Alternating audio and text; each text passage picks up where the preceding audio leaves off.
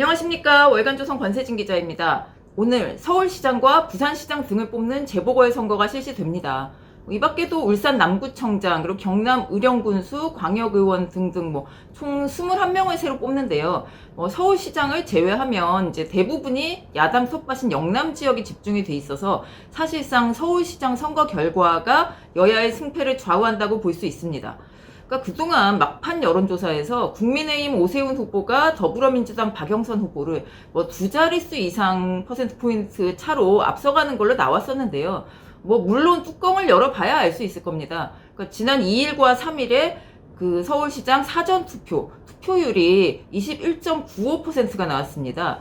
역대 재보궐 선거 중에서 가장 높았는데요. 이게 좀 민주당에게 희망을 심어줄 만한 이야기죠. 보통 이제 지방선거 투표율이 60% 정도인데 22%가 사전 투표를 했다. 굉장히 높은 수치입니다. 그러니까 민주당이 작년 총선에서도 사전 투표에서 완승을 했죠. 본 투표에서 이제 밀린 지역에서 사전 투표를 통해 역전까지 하기도 했습니다. 이러니까 민주당이 희망을 가질만 합니다.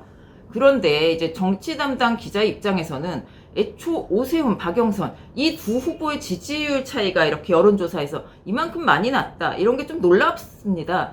이 원래 재보궐 선거라는 게 이제 원래 투표율이 굉장히 낮고 그러다 보니까 후보의 인지도, 조직력, 당의 조직력 싸움으로 가는 게 보통이죠. 그러니까 민주당은 지금 수권 정당이고 국회를 장악하고 있고 특히 이제 서울 국회의원, 구청장 거의 사실상 독식을 하고 있는데 이런 민주당 후보가 이렇게 지지율이 안 나온다?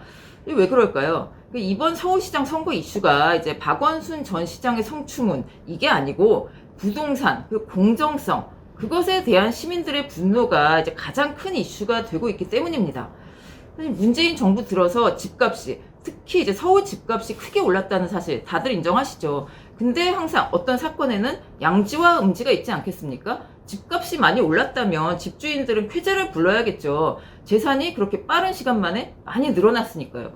그러니까 이제 서울에 집을 가진 사람들은 여당을 응원해야 될 텐데 그렇지가 않습니다.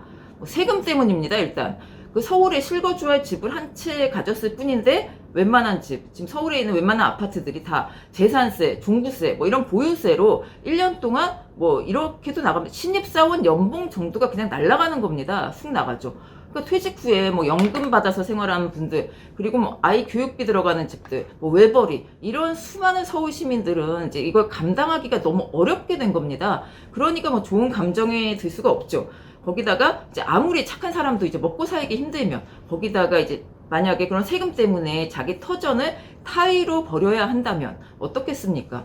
근데 또 이사를 하려고 해도 규제, 세금 이런 걸 다 하다 보니까 좀 더 안 좋은 지역으로 가거나 집을 줄여간다고 한들 남는 게 없습니다. 그리고 집값이 많이 올랐다 보니까 서울 시내 아파트 대부분 지금 대출도 안 됩니다. 또 이 집값이 이렇게 오르면 내 자식은 또 어떻게 해야 되나 고민이 될 수밖에 없죠. 근데 그렇다면 집이 없는 사람은 마음이 편할까요? 이제 오르는 집값 보면서 마음이 안 편하겠지만 그래도 원하는 곳에 잘 오래 살 수 있다면 나쁘지 않을 겁니다. 그리고 이제 실제로 문재인 정부가 이제 주거 안정 대책을 이제 많이 내놓긴 했어요. 그러니까 세입자를 위한 정책들입니다. 임대차 3법 있죠. 임대차 3법으로 계약 갱신권 5%만 올리고 사용할 수 있게 됐습니다. 그러니까 사실상 전세기간 4년으로 늘어난 거죠. 근데 요즘 아파트 단지 사시는 분들 이사하는 집이 부쩍 많아졌다는 느낌이 들지 않으십니까? 임대차 3법이 시행 중이지만 세입자들 아우성이 지금 이만저만이 아닙니다. 그래서 들어보니까 다 집주인이 들어온다는 거예요. 다 집주인 들어가니까 나가라. 이런 게 지금 올해 들어서 봄, 여름 이렇게 계속 이어지고 있는 겁니다. 이제 임대차 3법도 집주인이 들어오면 막을 수 있는 방법이 없죠. 나가야 됩니다. 이러면 또 이사 가야죠. 그러니까 집은 늘 모자라고 전세값은 계속 오르고 또 집주인들은 세금 내야 되니까 월세로 계속 돌립니다. 전세를 올리든 월세로 돌리든 이러다 보니 집 없는 사람도 당연히 집을 사고 싶어도 지금 살 수 없고 정부 원망할 수밖에 없는 상황이다. 이렇게 말씀드리는 거는 지금까지 왜 이렇게 여당 후보가 좋은 조건에도 불구하고 지지율이 안 나오느냐 이런 말씀을 드린 건데요. 물론 이제 투표 행태를 이제 봐야겠지만 서울 시민을 집 있는 사람, 집 없는 사람 이렇게 나눌 수는 없을 겁니다. 그리고 선택의 기준이 집인 것도 아니고요. 다른 여러 가지 기준으로 선택을 하는 유권자들 굉장히 많겠죠. 근데 이번 서울시장 선거의 이슈는 누가 뭐래도 부동산 아니겠습니까?